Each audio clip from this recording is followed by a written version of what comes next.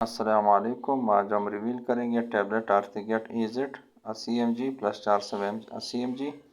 ये gets pharma की manufacturing है और इसका जेनरिक है आर्टीमेथर प्लस लोमी पेंट्रिन। इनके इस्तेमालात क्या है, इनके यूजेस पर वन बाय वन पढ़ेंगे और साथ साथ में इसके साइड इफ़ेक्ट, इसकी डोज एडजस्टमेंट। वीडियो में आखिर तक मेरे साथ रहे। यूजेस ये है कि ये एंटी मलेरियल ड्रग्स है। वो मलेरिया जो प्लाज्मोडियम फैल्सिफेरम से हो, एक पैरासाइट है, जरासीम है, जिसकी वजह से मलेरिया होता है।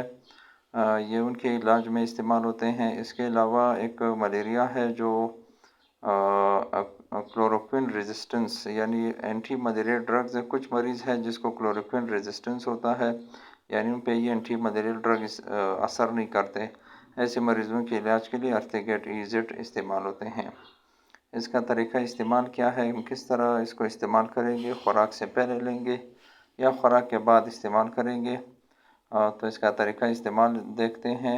और इसका तरीका इस्तेमाल ये है कि हम इसको ख़ुराक के साथ लेते हैं या दूध के साथ। ख़ुराक या दूध के साथ लेते हैं ताकि इसकी बेहतर एब्जॉर्प्शन हो सके और इसके एडवर्स इफ़ेक्ट या मनफी असरात को कम से कम किया जा सके। इसके अलावा इसकी डोज एडजस्टमेंट देखेंगे। इसको डोज एडजस्टमेंट यानी कब और कितने मिकदार में हमने ये लेना है।